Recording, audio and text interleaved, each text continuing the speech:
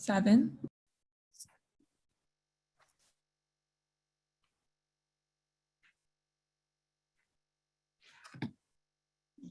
Good morning, everyone. I'm Tino Cuellar, and for another 4 days or so, I work for the people of California as a justice of our Supreme Court. But right after Halloween, I'll become the president of the Carnegie Endowment for International Peace. And this event on the cybersecurity workforce and its diversity, its geopolitical importance, economic importance, is one example of why I am so passionate about this organization and why I think it can make a difference. Our society's capacity to adapt is a major theme in the program that we have planned for today, which I think you'll enjoy. My main task is to introduce two people I have long admired, Penny Pritzker and Deputy Treasury Secretary Wally Ademeyo. But before I turn to that, I just want to share very briefly 3 points that might be worth keeping in mind as our discussion begins. First, I've been around Silicon Valley for 20 plus years, and it's pretty clear to anybody who follows the technology industry, probably all of you on the call, that where the technology of network computers is taking us isn't fully clear yet, though I suspect we're increasingly going to be thinking about its interaction with the physical world through 3D printing, biomedical infrastructure, as well as the virtual world. What is all but certain is how that infrastructure will remain at least somewhat insecure. So our capacity to automate a response to these challenges entirely, at least at this point, has yet to materialize, which means that realizing the promise of network computers in almost any domain we can imagine, from healthcare to finance, depends on a capable workforce to keep the security problems at bay. Second, the ability of countries to nurture, support, and engage a talented cyber workforce will obviously impact geopolitical power in all the ways that we at Carnegie hope to analyze and help the world address. That'll continue our tradition of engaging deeply with technology and geopolitics on issues like cryptography, cybersecurity for the financial sector, and more. And finally, as we'll no doubt explore further, it's not only countries, but regions and subnational communities, metropolitan areas that are affected by access to job opportunities in the sector.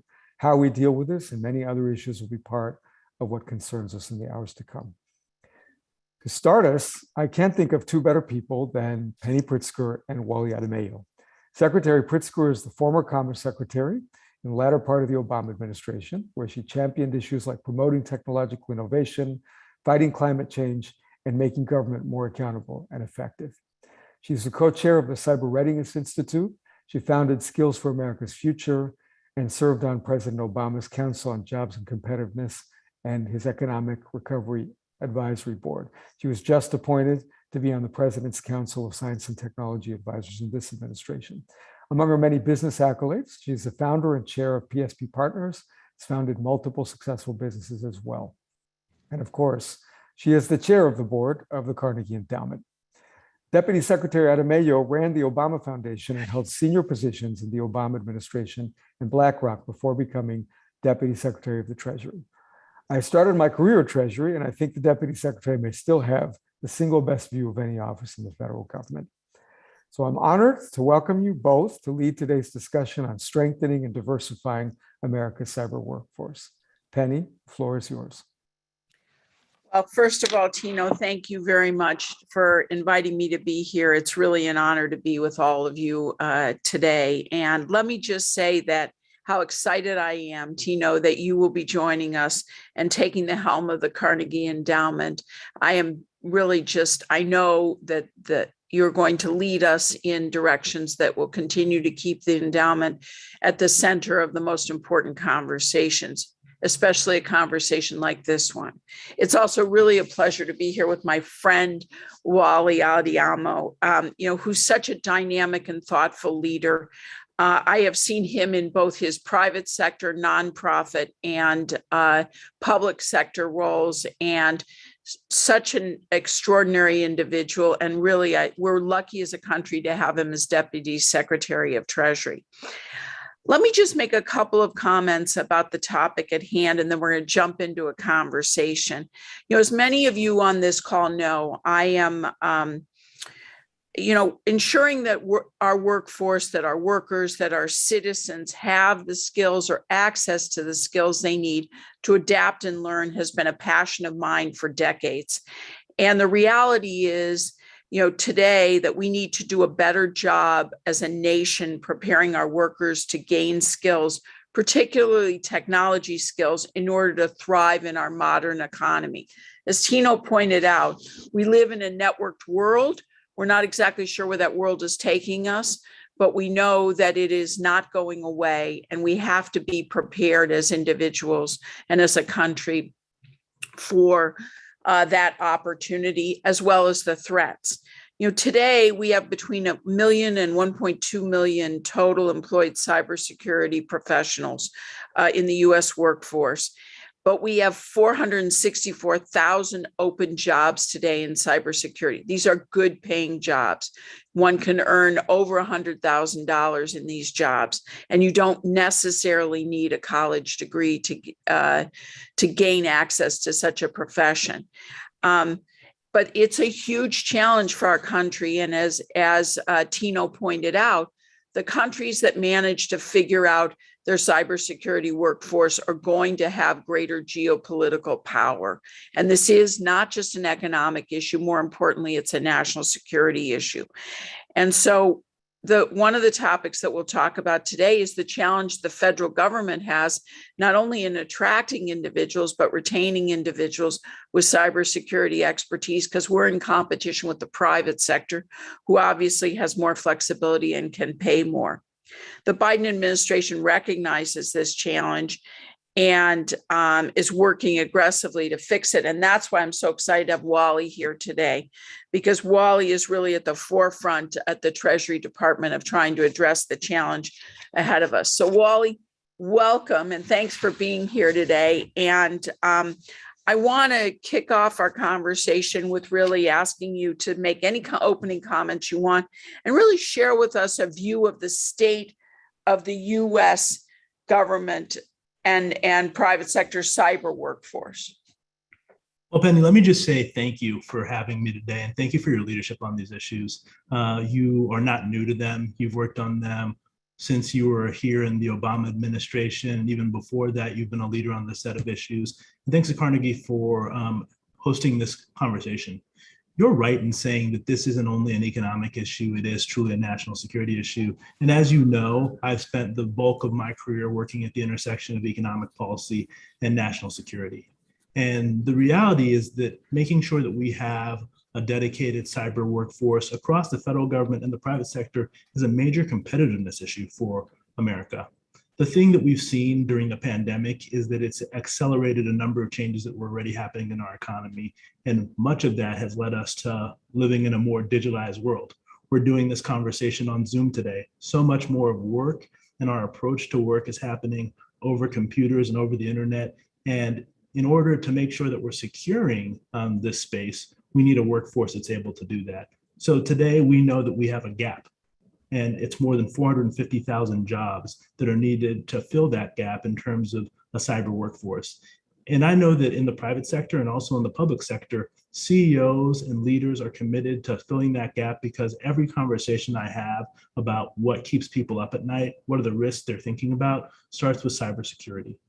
In order to do that, there are certain steps that we need to take between the public sector and the private sector. And while I think that oftentimes you think about a war for talent, my hope is that what we can do is we can create a reinforcing loop where we're helping to create more talent by making investments in the public sector that will help incentivize the creation of new jobs in the private sector for cyber professionals going forward. Some of the things we need to do going forward are invest in skills training, making sure that we bring more diverse talent into the pipelines, and finding a way for us to do what I think you did so well when you were Commerce Secretary, is establish public-private partnerships that help us focus on these issues and creating these types of jobs. Wally, you hit on a number of different issues, and as we think about closing this gap, this competitiveness gap, this national security gap, our cybersecurity workforce gap, you talk about training, diversity, public-private partnerships. Let's start with public-private partnerships. How do we actually effectuate those? I've often dreamed, that why wouldn't, whether it's a cybersecurity, a company based in the Silicon Valley, based in New York, based anywhere else in the country, why isn't it a positive if you rotate your people through the federal government. They come and do a year or two where they get exposure. You know, some of the cybersecurity work that goes on in the federal government is the most sophisticated in the world. And, you know, figuring that out. But there's so many rules.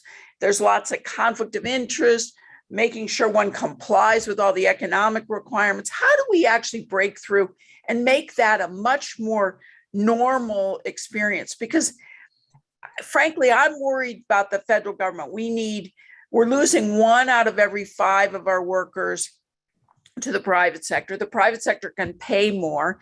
And often in the federal government, we're requiring a graduate degree where the private sector is not. So how do we actually get that to be a positive flywheel? I think that's one of the most important questions we wrestle with every day, because as you know, Penny, the critical infrastructure of our country is mostly owned by the private sector. We rely on them to protect the critical infrastructure in energy, in finance, and a number of other fields. Because of that, they have to hire cybersecurity personnel who help them deal with these issues. And it's going to be critical to us that those professionals who are working on those issues understand how the government's thinking about this. And the best way to gain that understanding, frankly, is for us to have the type of rotational programs that you spoke about. And you're right that one of the challenges we have there is sometimes a cumbersome process. One of the things we're doing in the area of finance, at least, is working through with the financial regulators and financial industry ways for us to work in partnership to both share professionals and share information. At the moment, Treasury and MasterCard are chairing an initiative between the financial sector and the financial regulators to look at ways in which we can both share information more readily about cybersecurity risks, but also think about ways that we can share personnel going forward in order to make sure that there is that back and forth that is healthy in terms of helping to protect our national security. The thing that we know at the Treasury Department and we know in the US government is that we cannot protect the cybersecurity of the United States without working closely with the private sector.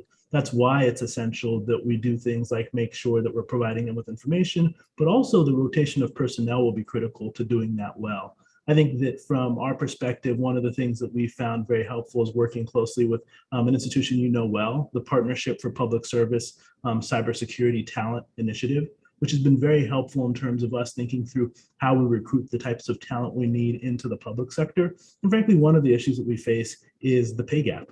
You're going to make a lot more money if you're working in cybersecurity in the private sector. And that's one of the reasons why rotational programs can be helpful in terms of upskilling people who will then go back to the private sector and take those skills, not only to advance their institution's purposes, but provide cybersecurity for the entire country, because their institution is critical if they're part of our critical infrastructure. You know, my experience, at least, you know, we had some sort of small programs at the Department of Commerce was that when we could get, you know, that people are patriotic. There are so many, you know, folks out there in the private sector who want to serve, who want to be helpful. They're not going to make that their career. They have extraordinarily highly valued skills that the government could use and benefit, even if it's for a year or two. So making it both stature-wise something where you're rewarded in your private sector company and in the federal government for doing that. But second, and I would say almost most important, is addressing this process questions of, you know, how do we do that in a way that it's easier. And I appreciate, you know, we have national security concerns as to who we let through into the funnel and things like that. But if you can figure that out in your MasterCard partnership, there's applicability across the federal government.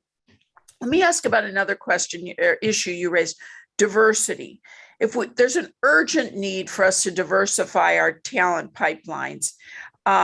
You know, we have a situation where it's estimated that only 4% of cybersecurity professionals are Hispanic, 9% Black, 25% women. That is something we've got to address. And, you know, can you talk about initiatives to diversify the industry? You know, what are we doing about mentorship? What are we doing to provide more flexibility? How are we diversifying management teams? Tell us more. And I think you've hit on an issue that's important throughout our economy, but particularly important in the area of cybersecurity, because as you said in the beginning, we have a huge gap and a huge need here. But at the same time, we have a number of communities, either communities of color or women in our country, who have in lots of ways been left out of cybersecurity jobs in the past. A big piece of this, of course, is always training and making sure that we provide for the training of professionals from different backgrounds in terms of cybersecurity jobs. And that's going to require an investment that we're willing to make in the public sector, but it's also going to require the private sector to make those types of investment. As I was mentioning, the partnership between the federal financial regulatory agencies and the finance community, one of the things we're focused on is what can we do to make sure that we're creating a pipeline for more diverse talent.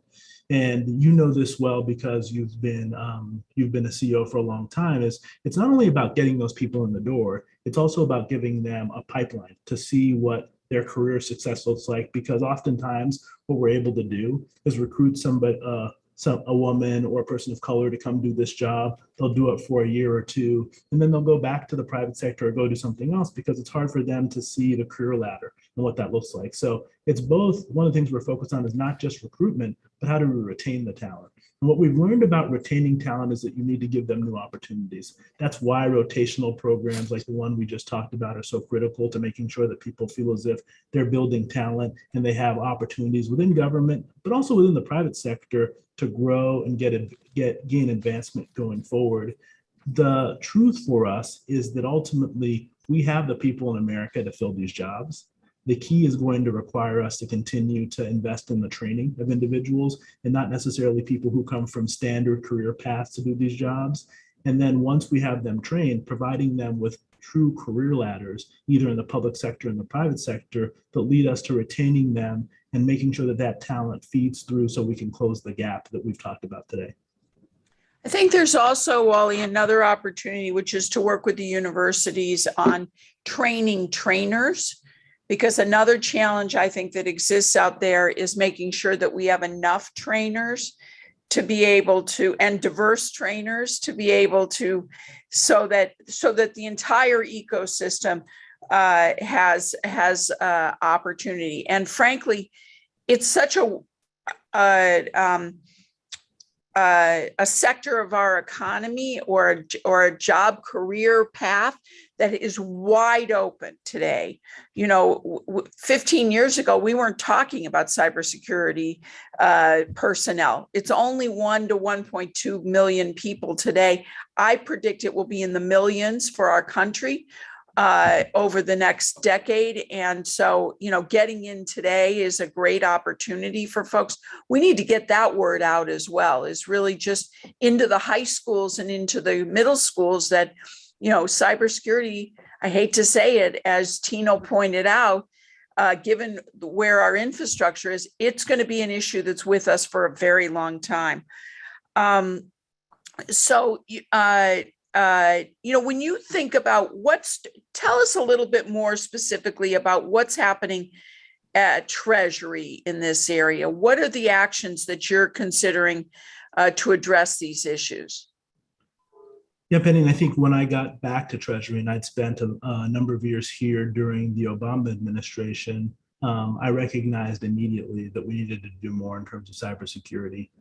We had just dealt with a number of cyber issues in the government prior to President Biden coming into office. One of the things that we realized, something that is true throughout the government and throughout private industry, is that we need more cybersecurity professionals here at Treasury.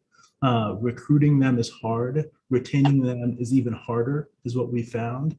And part of what we have done is made the decision to invest in the talent pipeline. So a big piece of this for us has been, what do we do in terms of recruiting? And to your point, working directly with universities to talk to them about the type of pipeline we want to create, and not just standard universities and the big name universities, but going out to HBCUs and talking to them about the fact that if you are able to train these employees, there's going to be internships for them here at Treasury to do while they're in school so that they have a chance to see what it looks like to work with a cybersecurity professional.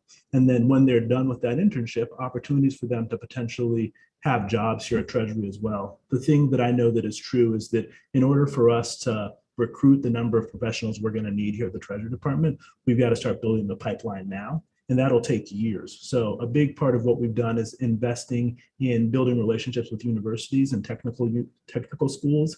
And then the last piece is the piece that we've already talked about, which is thinking through how we can partner with the private sector to make sure that we're getting the talent into Treasury who can come through and do a few years at the Treasury Department to both learn how we do things, but also to help us understand the risks and challenges that the private sector faces, given how critical they are to protecting our systems and protecting our economy overall. The truth is that in order for us to do this well, we've got to make investments. And those investments include investments in recruiting and retaining professionals, but also training them when they get to Treasury. One of the things that I found is that for these professionals, in order for them to stay up to speed and up to date with what's happening in the world, we need to invest in their training. They can't just come from the university and start working at Treasury and continue to grow without providing for them to be able to get external training, to have the resources to upskill themselves. And that's a place where we have to make an investment, one we're committed to, and the president's put that in the FY22 budget for us as well.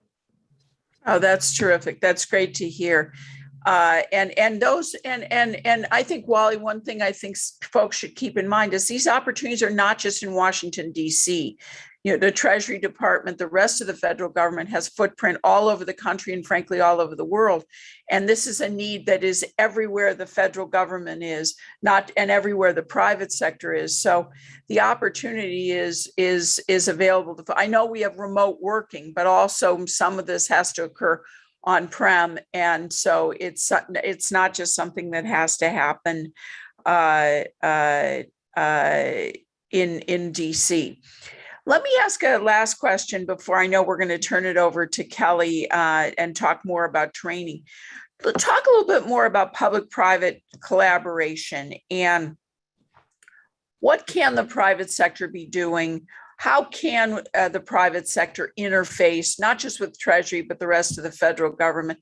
Give us more information about that.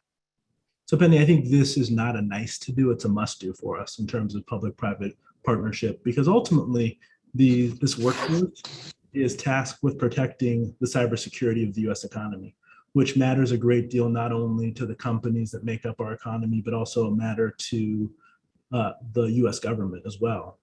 As you know well from your time as Commerce Secretary, we spend a lot of time thinking through how to protect our critical infrastructure. And as I said earlier, our critical infrastructure is largely controlled by private companies, which requires us to partner with them in order to both share information, but also share resources. That's why it's critical that in addition to doing those two things, we also share strategies for building up our cyber workforce.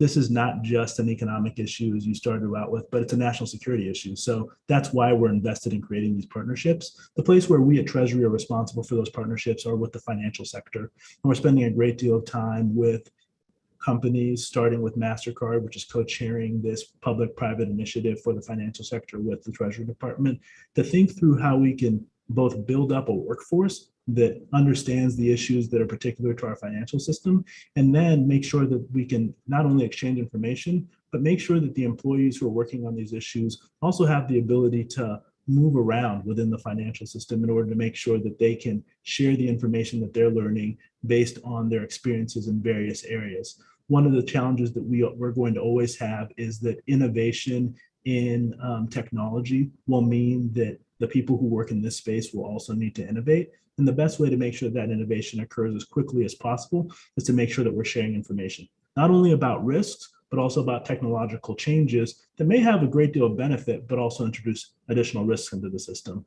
It's going to take hard work, but ultimately the only way that this work is possible to be done is through public-private partnership. I'm so glad to hear that there's collaboration in that area. It's so important, and it's great to see the private sector really stepping up and engaging to be part of the solution, because as you said, they're essential. Wally, do you have any final comments you want to make to the group before we turn it over to Kelly? I just want to say thanks, Penny, for focusing on these issues during your time in the public sector, but also your time in the private sector. The truth is that we've talked about public-private partnerships, but institutions like Carnegie shining a light on these issues, providing forums for these conversations, is critical to making sure that we meet the needs of our economy and our national security going forward. So thank you so much for having me. Well, Wally, it's a pleasure as always. Your comments are incredibly insightful, but more important, we view it, this is our part of the partnership too. We can highlight, we can help amplify, we can be a support structure, because this is essential for all of us as Americans, as well as part of the Carnegie Endowment for Peace. So now it's my pleasure to turn this over to Kelly Bourne from the Hewlett Foundation to lead a discussion on building the next generation of talent. So Kelly, I'll turn it over to you. Great. Thank you, Penny. And thank you, Penny, for your leadership in this space.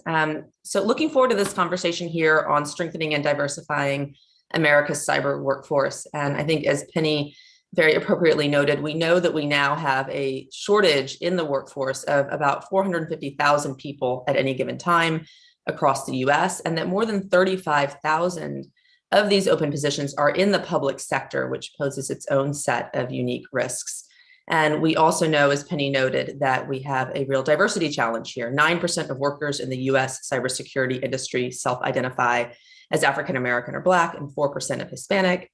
And as Penny noted, only about 24% today of computer scientists are women, which is down from 37% in just 1995. So many important challenges to address here, and we have a great set of panelists to discuss them. We're joined first by Kirsten Todd, who is the Chief of Staff at CISA, the Cybersecurity and Infrastructure Security Agency that was launched in 2018 to improve cybersecurity across all levels of US government, amongst other things. And by Bertina Ceccarelli, who is the CEO of InPower, a US nonprofit that provides free tech training for veterans and young adults from underserved communities, with a goal of creating access and pathways to careers in the tech field.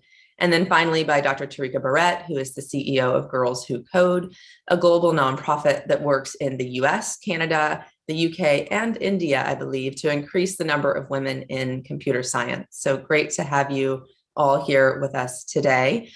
I'd love to start with just a big picture question for all of you about what is at stake. We've already heard a lot about the urgent need to diversify the talent pipeline in the cyber and tech industries. But what, from your view, is the risk if we do not succeed here? And maybe we start, Bertina, with you on that. Oh, and I think you are, okay, there we go. There we go. Kelly, thank you so much. It's a pleasure to be here with my colleagues today. As we heard in the fireside chat earlier, which was very dynamic, very lively, the risk, of course, is that we fail to fill the 500,000 cybersecurity jobs open today, but that we also don't prepare for the wave of positions that will be open because of retirements, and that we'll continue to recycle talent that today is just moving from job to job, further escalating that war for talent. So we just have to think very differently about this problem, and that includes opening cyber training to populations that have not necessarily considered or even understood what a cybersecurity career could look like.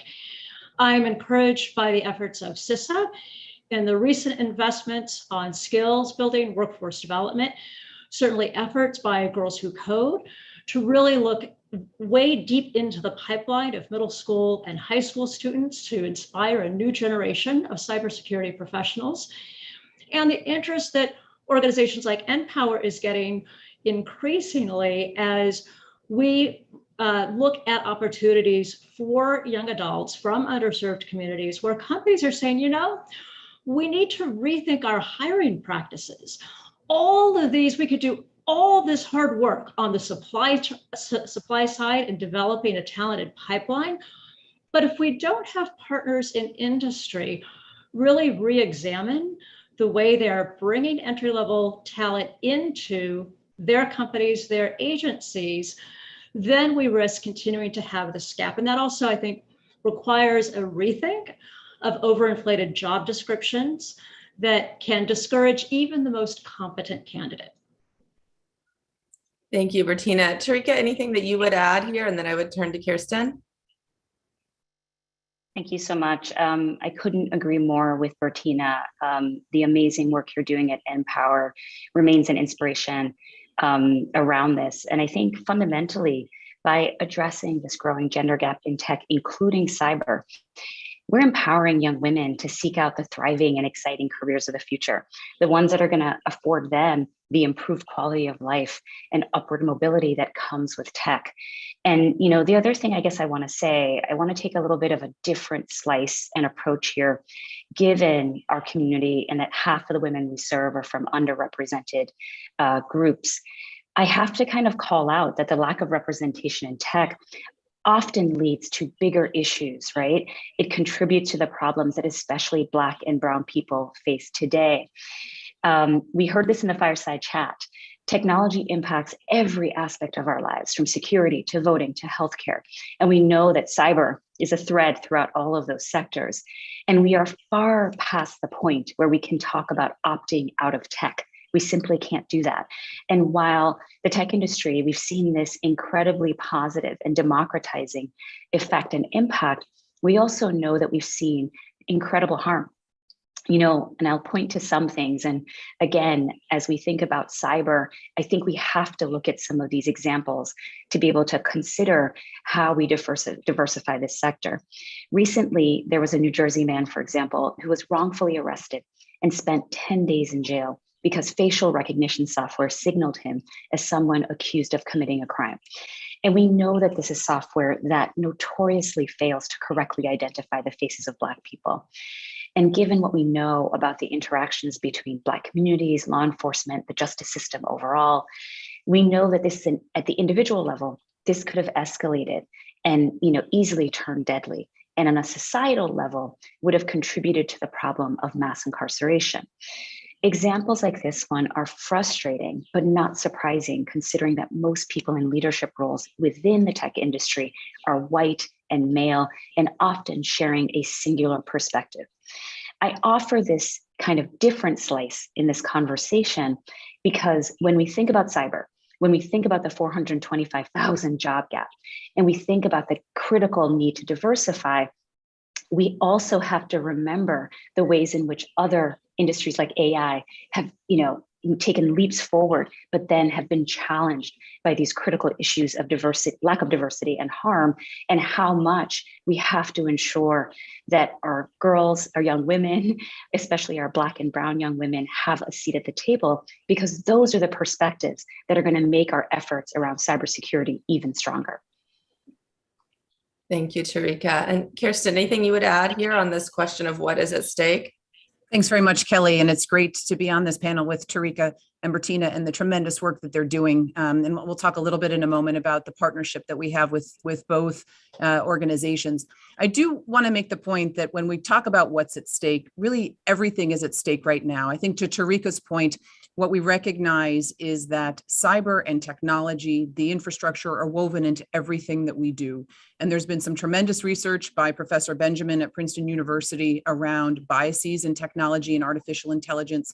And when we look at how we're building this out, the products that we build are only as good as the information that goes into them. So we have a responsibility to ensure that we are representing culture, society from different areas. And diversity encompasses a lot of issues. We're talking racial diversity, gender diversity, neurodiverse individuals, cultural, socioeconomic, and interdisciplinary. When we look at cybersecurity and technology, we have to be pulling across multiple disciplines, because these are no longer problems and challenges that are solved and addressed strictly in a science and math arena. It really cuts across our society. And when we look at solutions, and this is something that we're focused on at CISA, we have to look at an interdisciplinary approach, because expertise in sociology, psychology, and history, and identifying those communities that we typically haven't gone to, and being able to cultivate this. When we talk about bringing culture and creating a diverse culture in technology, it starts at the very young ages, which is why the training and education across underserved communities, but really across the nation and the globe, is critical. We've got to be educating our youth on these issues so that inherently we're building this diverse community and being able to pull from community colleges, high schools, vocational schools. If we want that diversity, we can't just check the box at the outcome. We have to invest in it early on. And that means having industry look at what it means to build and cultivate this diversity, to cultivate a talent pool that doesn't just arrive at the destination, but is truly mentored from early stages. And so investing in the training and the education in our elementary schools, pulling from multiple disciplines and pulling across different resources is important. But I will end with the point that I think Tarika ended with as well, which is we are only as good as what we put into these processes, and we can't afford to wait any longer in truly investing in what the processes are to ensure that they represent the diversity and the interdisciplinary nature of our culture, our society, and truly the globe. Kirsten, thank you. And so we've heard a lot today about the challenges here and the risks we don't succeed, but I'd love to turn now to what is working. And maybe Tarika and Bertina, starting with both of you and getting a better understanding of what are the more effective initiatives that you've seen to diversify the industry. And really would love to hear just 2 or 3 highlights that either your organizations have tried or that you have seen amongst other organizations. Maybe Tarika, do you want to start? Sure. I will actually talk about Bertina because I know she may not talk about her work herself, and I'm happy to shout her out. I have just been blown away by what Empower is doing, the way that they're thinking about this problem, and the deep commitment to creating pathways to economic prosperity by really thinking about digital careers for folks who have historically never had this opportunity.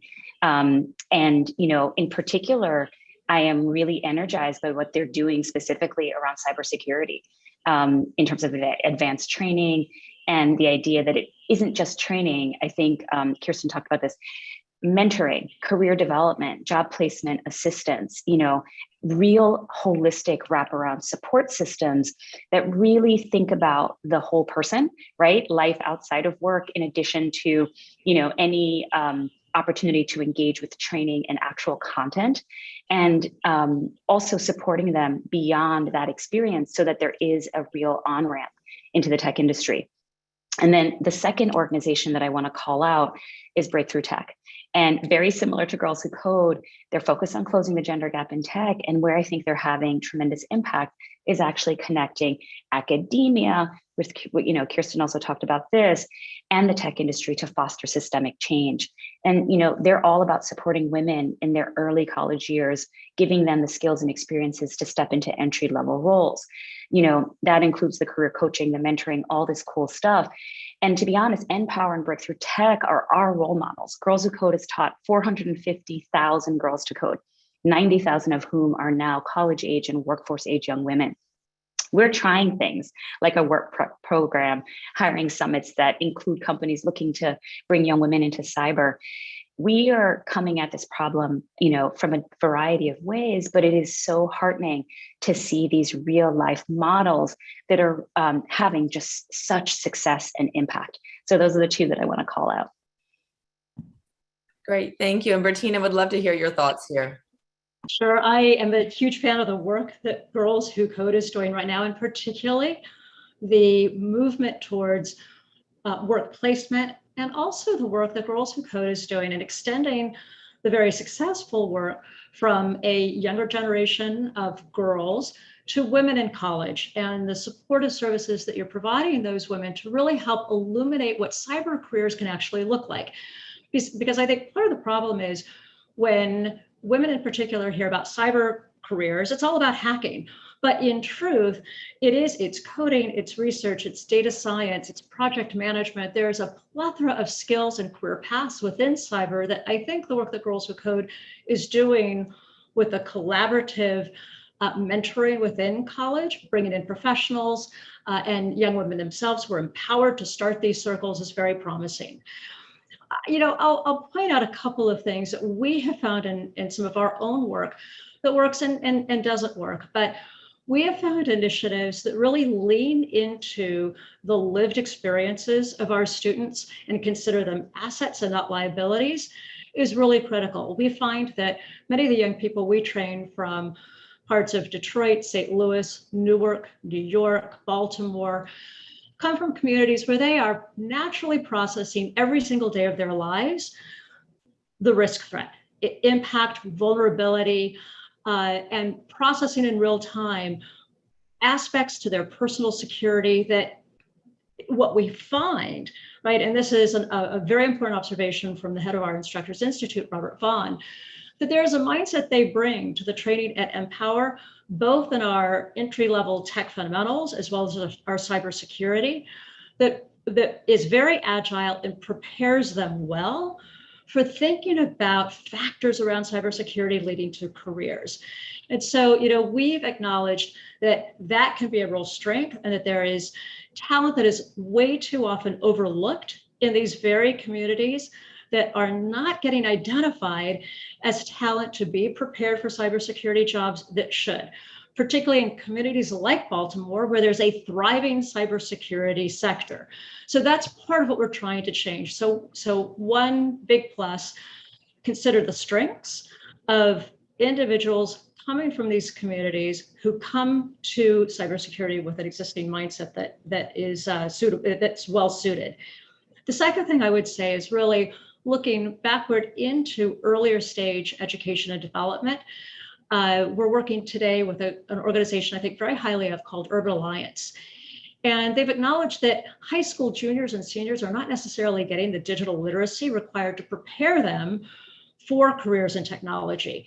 So we've developed a digital literacy curriculum, including a digital care badge that helps them think about their personal digital security, privacy, data security, personal profiles, threats of losing their identities. And when they hear about this at a very personal level, right? These are not cybersecurity concerns happening 1,000 miles away to a big company, but this is real. It's something that can impact them today, tomorrow, and the next year. That it opens up a recognition of how important some of these principles are, and it opens up a conversation again about what cybersecurity careers can look like. And there's a lot of excitement to say, this is something that I think I can do professionally. So those are the kind of conversations, if we can have them earlier on, I think really does help gear up a next generation of professionals to fill these gaps. Bertina, thanks so much. And Kirsten, I'd love to now turn to you. I recently did a fireside chat with Jen Easterly, and I know that under CISA's leadership that she has really prioritized cyber workforce development, and would just love to hear more from you about the steps that CISA is taking here to encourage the next generation. And also, I think a big piece of that is partnering with actors outside of government. So would love to hear more about that as well. Absolutely, Kelly. And I think when we think about CISA's mission and what Director Easterly is focusing on, it's both internal and external. It's a lot of lead by example. What can we as CISA do to create this workforce that we talk about and really pulling from different communities? And I want to emphasize something that Bertina said, which is we have to do a better job of really defining what it means to be in this space. Because again, it's not math and science. We're pulling from lots of different disciplines. It really emphasizes innovation and creative thinking. And so a couple of the things that we're doing right now, we have a great partnership with Girls Who Code. Tarika and Bertina both talked about each other, and I have the good fortune of being able to talk about both of them because we have partnerships with each of their organizations. And with Girls Who Code, we're looking to establish collaborative opportunities that are going to be able to provide awareness and training and pathways into cybersecurity careers for young women, especially women of color. And CISA has launched 2 new funding opportunities to find unrealized talent in underserved communities. And we're working collaboratively with Empower and Cyber Warrior to provide training and apprenticeships into cybersecurity careers. I talked about neurodiversity earlier. We're working with MITRE. We're going to be employing 4 individuals on the autism spectrum. We're only the second federal agency to employ neurodiverse individuals, and we're really looking at building this out. The key here is not just what we can do internally and attracting talent to the agency itself, to truly be this model of diversity, of employment opportunities, but also to collaborate with those entities that are in the globe and around the universe to be able to bring them into what we're doing. One of the other efforts that we're focused on is creating a nonprofit consortium. There are so many nonprofits in this space. As you know, Kelly, well, I came from a nonprofit before this work that Penny Pritzker helped to co-found and had tremendous leadership. When we look at what nonprofits can do, CISA wants to be able to create a platform that brings them together and have a vehicle to make those resources accessible. And I think certainly Empowering Girls Who Code lead by example in all the work that they're doing. And I would just encourage those efforts that are out there that are doing that work to reach out to CISA, because we are only as good as those organizations that we're connected to. And external partnerships that focus on these issues and that prioritize them are critical, not just obviously to CISA's success, but certainly to the success in this field and what we can build. Kirsten, thank you. And we've talked now a lot about what organizations working in this space can do, but Bertina, I'd love to circle back to a conversation that we had a couple of days ago about individuals that are looking towards a career in this field and what advice you would give them. And Bertina, would love to start with you there and then move to Tarika or Kirsten if we have time. Yeah, absolutely. We often will advise students who are considering Empower to do self-study. There are so many fantastic resources that are available for free online, including, for example, Google's Python training. We find that that's just a great introduction into some cybersecurity principles. We've had students set up home labs, right, where they can practice penetration testing and can experiment with cybersecurity principles on their own. And some of those resources are readily downloadable and available free to the public. And we also find that what we have done effectively at Empower is bring in industry partners to talk about what they do and to really break down the day-to-day responsibility of what being a cybersecurity professional looks like. And that too, I think, really builds an interest. It helps individuals see themselves in those roles, understand what life as a cyber professional looks like. We work very, very hard to bring in diverse professionals who can model a pathway for the students who we serve, who may often not have a college education. So while we often encourage our students, once they've received certifications and have become employed at a great company like a Citi or a Bank of America or the Federal Reserve, that they can use tuition reimbursement to complete their college degree, we know that these jobs can be successfully completed with practice, with certifications, and with continued skills building. Great, thank you, Bertina. Tarika, Kirsten, anything you would add here? Sure. I mean, certainly I want to double click everything that Bertina just said. At Girls Who Code, we often say you can't be what you can't see. And for our girls and young women, the role models that she referred to are so critical. And we have women in tech spotlights as well as coursework, especially for our younger girls, right? We know that there's often what we call the middle school cliff between the ages of 13 and 17, where many girls, veer away from computer science when we want them to get more excited. And so we do have engagement around cyber that we'd encourage girls to seek out through Girls Who Code. But I kind of, Kelly, want to think about your question a little bit differently, because there are these avenues and pathways for individuals to pursue to get into the field. But I guess I also, for us, so much of this is also about industry. Bertina talked about this when she talked about credentialing. And for me, when I think about this moment, I want to talk about, the ways in which the over-reliance on academic credentialing can sometimes lead to a narrowing that we don't want to see. During the fireside chat, it was very much a brainstorm about how do we get more young people, more diverse young people into the field of cyber. This kind of obsession with academic credentialing, Ivy League 4-year degrees, means that we continue to leave tech talent on the table, that the companies that want this diversity the most are the ones that are actually getting, in their own way. And so that's one thing that I want to think about. And this is very salient for us because we work with so many girls and young women from, historically marginalized groups. And the other thing that I think is important, especially in this moment where I'm so glad for our partnership with CISA and that we're deeply committed to changing the face of cyber and having, more young women see that, there are folks that look like them that are in the field. But then what happens is that everyone, right, wants to hire someone Black or brown, but it isn't just about tapping talent, right, and filling diversity quotas at tech companies. We also, or in government, we have to make sure that we're thinking about work culture in tech, a culture that we know is still grappling with, being rooted in systemic racism and sexism. And it can be alienating, especially for young women and young women of color, when they get that first job in tech and they've quote unquote made it. And, this isn't just a thought, this is really anchored in research. We found that half of women leave the tech industry by the age of 35. And if we could make our tech workforce more diverse, we could increase the number of women in the field by 3 million. And so I think everything is true that we've talked about, giving, young women the opportunities, the tools, the mentorship, the access. But we also have to remember to focus in on industry and the culture and what then they encounter when they get there. Kelly, if I could just add on to that, because I think this is something that we're very focused on. It's a long-term approach. We have certainly near-term efforts that can get us to beginning to cultivate these partnerships.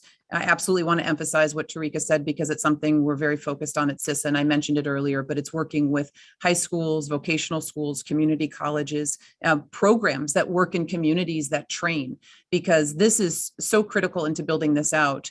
But we have to see the long term here, because we can't just check the box in filling quotas.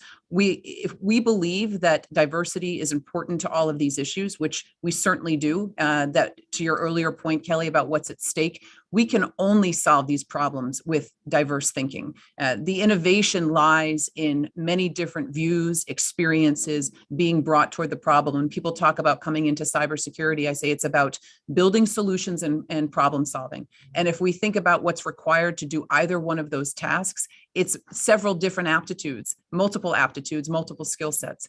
And we have to invest in building that, so we create that diversity in the long term.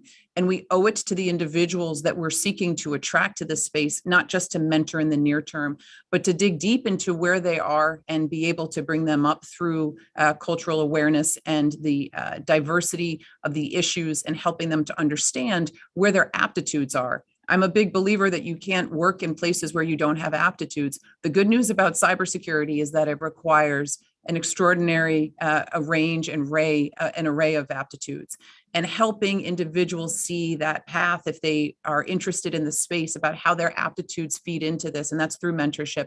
And I do believe, to Tarika's point, this is where industry can really model that behavior to say this is how, not just what we're looking for today, but how we're cultivating this by reaching out to these other institutions to bring and to mentor once you're within an industry or company to mentor toward that success and achievement. Kirsten, thank you. And I'd like to end with just one last question for all of you, which is basically a wish list from your respective sectors. So Tarika and Bertina, coming from the nonprofit and civil society space, if you could change one thing about what government or the private sector is doing, or make one ask of them, what would that be? And then Kirsten, likewise to you, coming now from the government space, if you could make one ask of civil society or industry, what would that be that you think would really help to move the needle here? So one thing I would ask of industry is to reconsider requiring X number of years of experience for any cybersecurity position.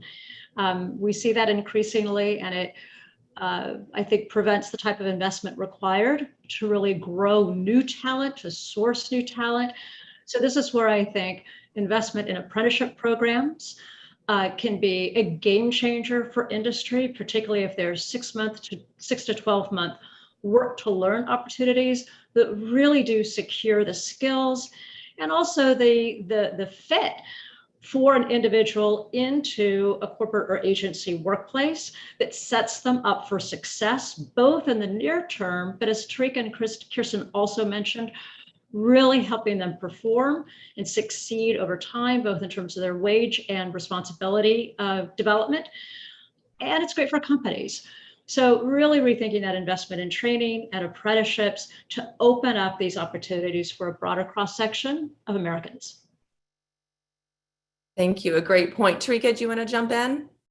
Sure. I agree, of course, no surprise there with everything that Bertina just said. And I would say definitely scholarships, potentially waiving tuition, making it so that that any young person can gain access to these opportunities. And I think on the sort of industry side, I think it's the things that we constantly talk about, right? When we've seen the insane number of women who have fallen out of the workforce, it's about childcare, paid parental leave, offering flexible and asynchronous work hours, increasing the salaries of women so that they don't have to make these difficult choices between their career and kids. It's a complex and multifaceted challenge that we have in front of us. And so, I talked about the beginning part where recruitment teams need to really rethink who they have in front of them, open their minds and think about that candidate differently, to Bertina's point about not requiring X number of years and having a growth mindset, all the way to the ecosystem, which Kirsten talked about. Where's the mentorship? What is, allowing these young women to be successful, or, people of color, all the folks we want to have enter the field. And then, again, that ecosystem and the culture that allows them to persist. Thank you, Tarika. Kirsten, a final word here? So, and just building off on a couple of points that Bertina and Tarika made, the first that I want to say as a follow-up to what Tarika said is we're talking a lot about cultivating the workforce and what it means to raise it. I also want to put out a call to action to those women who are in leadership positions to be able to model the type of asks, requests, and approach that we're talking about. It's not easy, but that's also how we start to undo this. The other piece is the very simple position description. In 2016, I served as executive director of President Obama's Commission on Cybersecurity, and my position description within government was an IT specialist. I can assure you, I was not, nor have I ever become an IT specialist. But the point was that there, at that time, and that was only 5 years ago, how we looked at this issue within government was around a certain set of skills and words. The same is true in industry. When we're thinking about who we're trying to bring into these roles, it's critical to think broadly, again, interdisciplinary, complex, to understand what is it that you're truly looking at in this role, so that it opens the aperture to lots of different aptitudes and individuals from different walks of life. I do want to make a point, because I know the Deputy Secretary talked a little bit about this, the work that MasterCard is doing. And I think, I know Alex Nijalou is speaking on the next panel, but MasterCard is really modeling a program that is something that we're looking at CISA, which is working with government to help individuals coming out of school to have a job in industry, to rotate to government, also talking about relief of student loans. I think industry has a real opportunity here to lead by example with the resources, to think about what it means to bring in the diverse workforce that is going to truly contribute, not just to where we are today, but to the future generations of this problem, because we know that these problems are only going to become more complex. And pulling in the skill sets, the aptitudes from underserved communities, from different races, genders, neurodiversity is going to be critical, not just to solving them, but to being successful.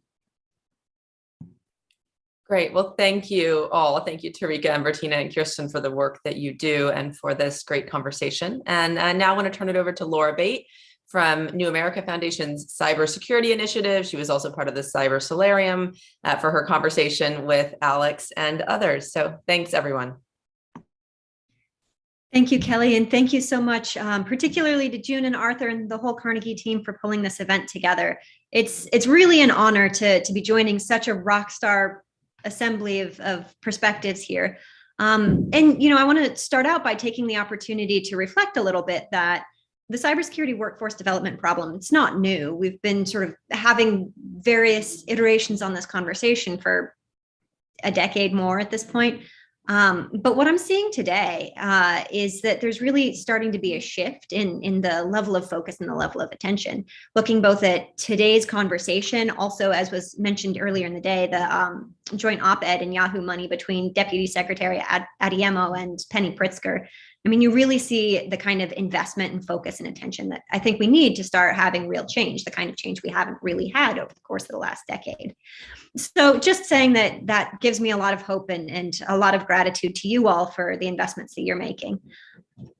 Without further ado, it is absolutely my pleasure to introduce our next group of panelists, starting with Raul Prabhakar, the Deputy Assistant Secretary of the Office of Cybersecurity and Critical Infrastructure Protection at the Department of the Treasury, Alexander Nijelo, Senior Vice President for Cybersecurity Coordination and Advocacy at MasterCard, and Simone Petrella, CEO of CyberVista. Really some fantastic perspective here among everyone, and very glad to have you join us all today. I'll start off first. Alex, we've heard a couple of mentions over the course of the conversation today about the Cyber Talent Initiative.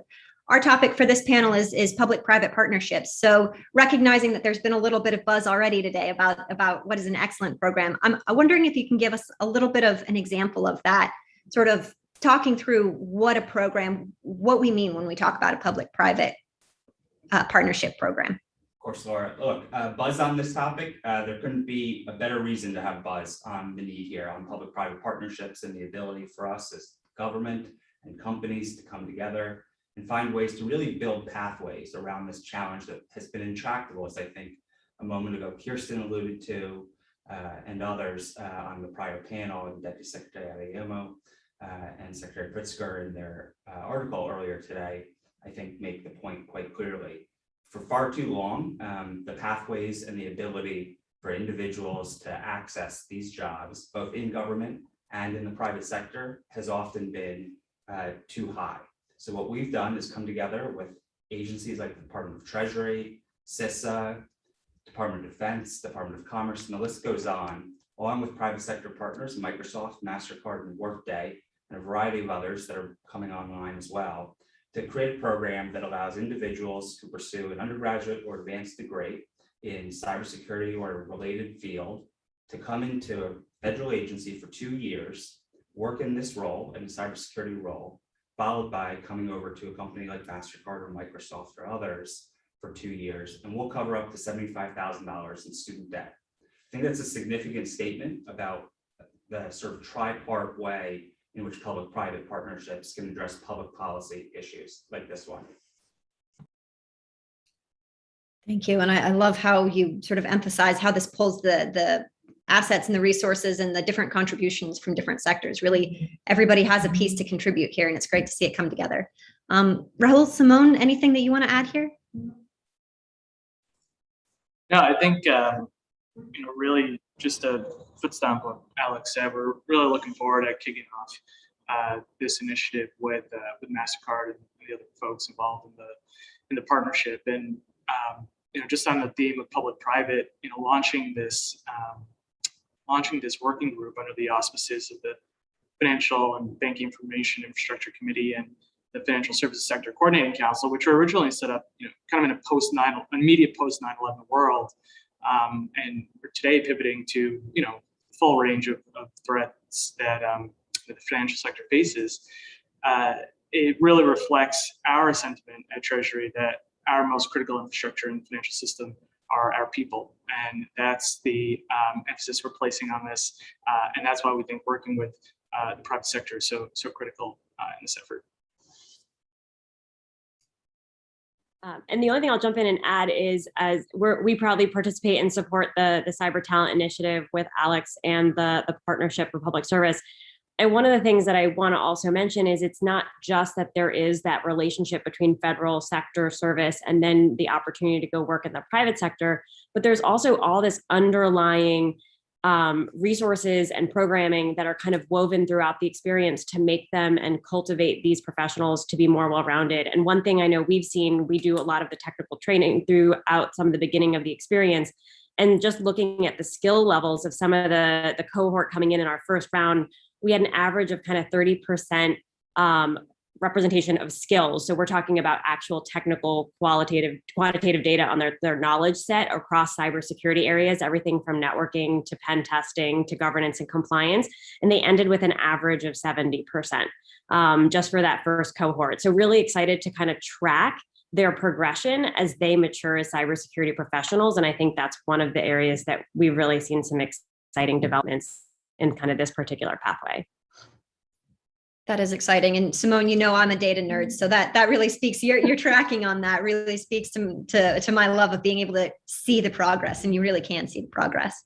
Hey, Laura, can I just, as a fellow data nerd, add in a couple of data points on the effort. I think one thing that we're especially proud of as the program's evolved over the last couple of years has been the broad set of diverse talent that's been brought in. I think to the point of how we reduce these barriers, the program overall now on both gender and racial demographics is pacing above national averages, somewhere between roughly 10 and 17% across the board for the individuals that are being brought into this program, which I think is a remarkable statement about, I think, how this collective group and others are thinking about, again, reducing these barriers to entry and building pathways for folks that definitely have the talent. We just need to enable them to have those resources and opportunity. Fantastic. I mean, talk about being the change. That's wonderful to hear. You know, I think when we talk about cybersecurity workforce development, we tend to talk about it as a monolith. It's this one problem that comes up a lot in a lot of different sectors in a lot of different contexts, but really there's a lot of nuance to what the challenge looks like in different sectors. You know, and different sort of approaches and different opportunities. So recognizing our fireside and the fact that we have you both, Raul and Alex, joining us today, I wonder if we can dig into what cybersecurity workforce in finance particularly looks like, given the systemic nuances, given the distinct regulatory landscape and just the overall maturity of cybersecurity in finance. What do you think is unique to the challenge of cybersecurity workforce development in the financial sector in particular? Raul, if you want to start us off. Sure. You know, the difference to me between financial services sector and other sectors comes out most distinctly when I talk to security folks in financial services, and then I talk to security folks in, say, tech generally, or other industries. And when I talk to security folks, whether I'm in government or out of government, in financial services, they're repeatedly referring to the public-private groups that we have. So they're always referring back to, you know, risk and intelligence centers where government and industry are cooperating. They're always referring to the regulatory community and the industry working groups. They're constantly referring to, you know, administration initiatives of that particular administration at a time. And when I talk to security folks in other industries, it's usually a much more technical discussion. It's really operationally focused. It's about latest standards, developments in technology, and so on. And I think that reflects two unique aspects of the sector. One is, you know, kind of a no-brainer. It's heavily regulated nature in many respects, for good reason, I should add. And then number two, the variety of roles that exist in the cyber workforce in the financial services sector. So it's not, you know, broadly writ, it's huge groups of people in both technical and non-technical roles. It's your developers and engineers on the software side who may not have had a cybersecurity background, but have to get trained in essential cybersecurity fundamentals in order to build secure products. And then all the way to, you know, your IT auditors, legal, compliance, you know, the folks who are negotiating relationships with third-party vendors. The cybersecurity workforce within the financial services sector is much broader than just folks who have to sit at a terminal and code every day. It's, you know, up and down the management and worker chain, and, you know, really lateral across the company. So those are two of the things that I think are particularly unique to the financial services sector. I would first off totally agree with my regulator, which is always a good thing to do. But jokes aside, I think the point that Raul makes is spot on. And more specifically, the power of an industry that has evolved to the state of affairs where it has because of issues like systemic risk and the complexities of networks that we have as global interoperable financial services institutions has really both forced us from a regulatory standpoint to very quickly come to the understanding and importance of how we approach cybersecurity and risk management. But also it's a sector that I think is evolving at such a rapid pace with the products and services and the nature of those services that it inherently is changing the types of individuals and skill sets within the workforce that we need and have to bring forward. So I think it's that dual side of this issue that is particularly interesting in this sector for us as a company. I'd also go so far as saying we're beginning to recognize this not just as a risk management issue, but as a business differentiator. And I think that's a good thing for any business and any sector across the board. Yeah, that makes perfect sense. And the Deputy Secretary started us off talking about the challenge of innovation and the challenge of change. It is not just a challenge, it's also an opportunity. And to your point about it being a business differentiator, it's really something that you can use and can work with. So exciting to hear.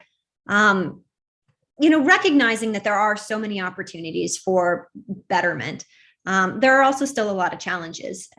Simone, what do you think that cybersecurity employers could or should be doing differently that they're not doing now? And like, why aren't they making those changes? What are the barriers that are driving their behavior? Yeah, I think one of the things that I always talk to employers that we work with about, and I heard it touched on the previous panel as well, is how do they more proactively invest in the identification, growth, and upskilling of their own cyber talent? And by that, I mean not only identifying external pipelines, we've talked about many, many times, demand is outpacing supply to a degree that even if we hired tomorrow, every graduate from a university program, and even those who are not necessarily pursuing degrees, if we change all the job descriptions, we're still not going to have all the qualified talent, or at least that's been trained up to actually fill those 450,000 roles. And so employers need to actually take a very proactive step in identifying, how do we think about identifying alternative sources of talents that may already exist within our companies? How do we create a learning and development pathway for them to actually grow into the roles that we have available? And that means understanding internally what are the cyber roles and responsibilities that we need to be done, and how do we provide opportunities to either upskill, train, or give people exposure. So it's not only the internal, it's not only the external pipeline issue, it's what can you do internally to kind of use the talent that you have to help fill this gap in the interim, because this is a long-term problem that we need to solve going all the way back to K through 12. But employers are really kind of at the pointy tip of the spear to say, this is what we're going to do to jumpstart the initiative so that we can take steps to solve what we have now. That makes a lot of sense. And I'm going to go off script just a little bit and follow up on that, because Simone is the real deal. She is one of the true experts, and I know she can put up with my off script questions here. As I want to talk a little bit more about that sort of career path planning that you're providing opportunities for employers to think about. I think that speaks to a lot of the issues of diversity, equity, and inclusion from the previous panel, and even some of the issues that the Deputy Secretary was bringing up sort of previously about thinking strategically about path planning in the long run. If you're an employer in this space and you're trying to provide those pathways, is it about creating benchmarks? Is it about creating sort of positions, advancement, mentorship? I mean, what really goes into building effectively that pathway? Yeah, it is a very strategic, multifaceted initiative to do that. And so it almost always starts with creating a job description that really is reflective of the role that you need. And I know there's been some discussion around that, and that's always kind of the starting point. But then the real issue is, how do you analyze and compare what you have in your current existing workforce, or who you're looking to bring in, what their skills are, and then how does that map against what you need? And understanding then to do that gap analysis is honestly the best way to kind of create a strategic plan. Because otherwise what we tend to do is we'll see employers say, we're going to invest and we're going to throw money at this and we're going to have people take what they want. And it's important to give staff the opportunity to develop professionally and do things that interest them, but it also needs to take into consideration what are the needs. And so it's important to understand technically, what skills and knowledge do people have or don't have? where do you need them to actually get those to be successful in the roles? That's the job description. You have the job description of kind of what you need them to do. Then you have the information on where they are. Now you can kind of draw that line in a pathway between how do you get them from where they are to where they need to go. And you can identify there's lots of great programs and training and in-house and all kinds of things that you can kind of put together to create that strategy. They could be apprenticeships, it could be rotations, but you kind of need that starting point and that benchmark where you're going to really create a strategy that's going to be effective and sustainable. Yeah, absolutely. And to the prior point, a pathway that potentially could even start to involve rotational programs crossing between sectors, things like that. Rahul, Alex, anything that any challenges that you've heard from some of the employers that you've worked with or that you've seen in your own organization to sort of keeping advancing, bringing in talent? I think Treasury's appeal here and similar agencies' appeal is really the mission related to national security and securing our critical infrastructure. I think the issue is, funding and jobs, getting the appropriate support that we need in the budget is a challenge. I'm glad that this administration is taking it seriously. And I hope that we, gain more congressional support over time on this, because the attack surface is just growing, not shrinking, and the demand for jobs is continuing to increase. And there's, like Simone said, it sounds like low-hanging fruit, but it's hard to, identify and organize the workforce that's related to cybersecurity within a government agency. We're working across the department to do that, but it's not easy. There's a lot of layers of history and decisions that have been made and turns that people have taken that to really change the direction of the tanker takes a lot of time, and that's why we're placing this as an issue of priority and urgency, because it's past time that we do this. I think just the final thing I'll say is to echo what the Deputy Secretary said, that so much of the critical infrastructure in financial services is owned by the private sector. And it's absolutely important that we get that flow of knowledge and people from the sector into our office, into offices across Treasury, into the agencies, and then back out into the industry. We're working on systems that support our critical functions.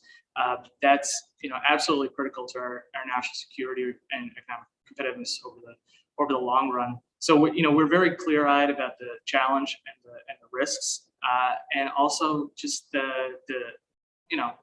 lack of a better term, the grunt work that's going to be needed to make this happen and successful. Yeah, never underestimate the value of elbow grease. Alex? So I actually had a different phrase. I've always never underestimate the value of self-interest, which can actually be a very powerful forcing function in many ways. And for real, I think, my two colleagues on the panel and Laura, and your questions now and work on the Solarium Commission, I think for the collective set of what we just discussed, if I could sum up pretty much in just a small set of words, it'd be thoughtful risk-taking, right? I think that's what Rahul and Simone have just described the need for. Both there's good reason and historical reasons within different departments and agencies, the way things may have been structured, still are structured and are evolving. Same thing within businesses, but that ability to take thoughtful risk-taking, I think is really what this collective set has been describing today on a really critical set of issues. Yeah, I love that thoughtful risk taking. It really, speaks to the opportunity and to the challenge. So sort of keeping in mind that framing of thoughtful risk taking and just sort of in general, Rahul, from your position in government, where do you see opportunities to work with other stakeholders on cybersecurity workforce development? Where are the opportunities for these public-private partnerships that we haven't exploited yet? And what do you need from your colleagues in the private sector to make that happen? Yeah, I think continuing to build on different models that we see in other agencies, will be a start. So, DHS's cyber talent management system, is there a type of system that they've implemented that would make sense for Treasury. And then continuing to understand from the industry working group, regulatory industry working group that Alex and I are going to be tracking pretty closely is what did they identify as the gaps? They're the folks who are closest to the issue, and we want to make really data-driven, actionable recommendations. So I think that's just the first step, is getting some really good data and insights from industry about characteristics of effective workers, characteristics of effective interviewing, of recruiting, of retention, and sharing that. I think the barrier is there are a lot of competitive dynamics here. People are hesitant to share unless it's the right setting, hesitant to share, how they get really good people, because everybody wants really good people and diverse folks. I think Treasury's unique value add in this setting is to be that convening force and enforcer, as Alex put it, thoughtful risk taking in this area to see if there's some aggregate, anonymized trends and insights that we can derive and try to spread across the sector. I have a follow-up question on that, but I want to create space for anyone. Yeah, Alex, go for it. On the note of thoughtful risk taking, I'll go so far as we don't need to anonymize anything from MasterCard. We will share up, down, left, and right on this issue, and are eager to find other partners that will. So standing by and excited to team up on this. I know a lot of researchers who will take you up on that. That's fantastic. One part of this dynamic, not specific to this question, but sort of everything we've talked about so far, is that the challenges that we encounter in the federal government or in large businesses are really pretty different from what we see in small businesses, from what we see at the state and local level. In your travels, have you encountered either good solutions or particular challenges, or just different dynamics that we see in small business? Or are there still opportunities at a smaller scale to create some of these same public-private partnerships? Anybody want to lead off on that one? Alex, go for it. Sure, I'm happy to. First off, it's nice to even hear the word travel. That feels like a quaint thing again, so I appreciate the point there. But look, small and medium businesses are the greatest job creators and revenue generators in every city, state, and country in the world. But they also, while being key components of our both civic and community fabric and businesses, they also inherently have the most limited resources, expertise, and capabilities in cybersecurity, right? And for good reason, and it's understandable. They should be predominantly focused on making the goods and services and things that they do so well. The idea of sort of addressing the big bad cyber is inherently unapproachable to them in many instances. And so finding ways to provide capabilities and resources, and I saw Kirsten, who I had the pleasure of working with in many instances, including now today again at CISA, but we created with a bunch of companies the Cyber Readiness Institute, which is directly focused on those capabilities or driving those capabilities around the top set of needs and resources to small and medium businesses, which I think extends itself similarly because of the exact same model of the problem to smaller state and local communities and counties around the country. I'd love to jump in here. I think one of the things that we see the most with small and mid-sized businesses is, in some ways, the roles and responsibilities for like qualified cybersecurity professionals are in some like more important than what you see in a very mature large organization like the financial sector and institution, because they might not have a team of hundreds of analysts across 20 job roles doing very specialized things. They might have a small team of 2, 1, maybe not even 1. It's like the one person who's just outsourcing it to whatever vendor they could get to kind of do the like minimal amount. And so all of a sudden that onus on a very small team is they have to cover such a broader swath of cybersecurity responsibilities all on their own, or at least knowing enough to put together the right team of outsourced resources to accomplish that. And so that all of a sudden means like that's a very different profile. You have jack of all trade requirements versus highly technical specialists, depending on the sector or the size of business. And I see that in state and local sides as well, because they're not as, capable of having a very sophisticated 52 specialist job role work structure. Yeah, it changes that dynamic. It changes those pathways. It changes the hiring model. It changes so much, but certainly is an opportunity where we can still create some of those pathways.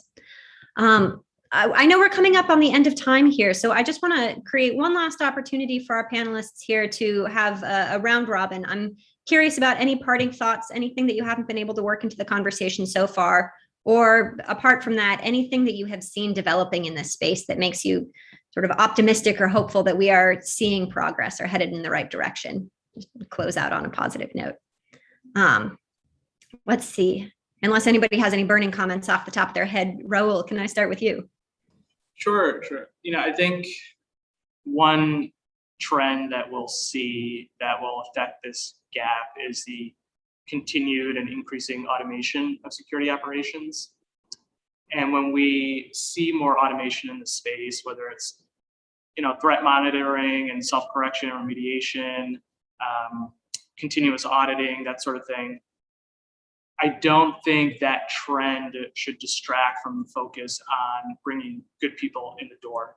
And everything that we've talked about today, bringing in upskilled, diverse folks who have a blend of a mastery of the fundamentals, whether, in whatever educational or self-taught setting it is of networking and computing, with practical skills in apprenticeships and rotational programs and so on, will still be critical even as the quote unquote value chain of cybersecurity operations changes over time as a result of automation. So, there's a lot of nuance in the type of impact that automation will have in this area. And I don't think that should detract at all from how we, place attention and priority on closing this workforce gap. Yeah, great points. Alex, over to you. Sure. I think Rahul, I think he's spot on. We need to continue to focus on the human element here, whether that's about the small businesses, as we just spoke about, on over to corporations like ours and others in different sectors.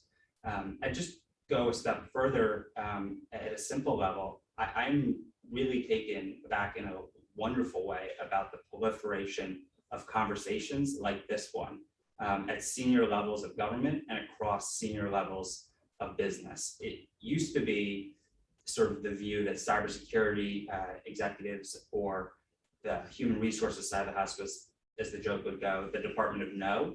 The discussion we're having here today and are continuing to have, and programs that are being pushed and efforts that are delivering results, I think is showcasing a real fact that there is a moment in time that has begun to change here. And it's on us, I think, collectively to really seize that opportunity, because I have to tell you, others around the world, both businesses and governments, decidedly are. Yeah, absolutely. That's so true. Simone, the last word is yours. Great. Well, I'll kind of continue the chain and agree with Alex's last thought in particular, which is it's incredibly heartening. On a personal note, I've been in cybersecurity for over 15 years, and I often joke that this is not a new problem. We had this problem 15 plus years ago. So it's heartening to know that there's so much attention now on really solving it as the problem continues to exacerbate. One of the trends, though, within that dialogue that I'm most excited about is to kind of tack onto your love of data, Laura, is there's more interest and adoption in taking a data-driven, actionable approach to this talent shortage, just like we're using data to make actionable decisions on automation, endpoint detection, everything else in the realm of cybersecurity. And I'm seeing more and more organizations try and take that deliberate approach to take stock of here's what we actually need, here's what we have, how do we get them there, and how do we actually also measure that efficacy at the end. And I think that's an incredibly exciting development because it just allows us to be more prioritized and precision-like in trying to solve this problem. As Raul said at the beginning, it's really hard, but at least having that data and that interest in kind of collecting that data is the first step to start to organize and make sense of it. Oh, and a great note to end on, and very true. Well, thank you so much to you three for joining us on the panel. Thank you to Carnegie for hosting and to all of our other panelists and contributors. This has been a fantastic conversation. Thanks most of all to the audience for joining us today.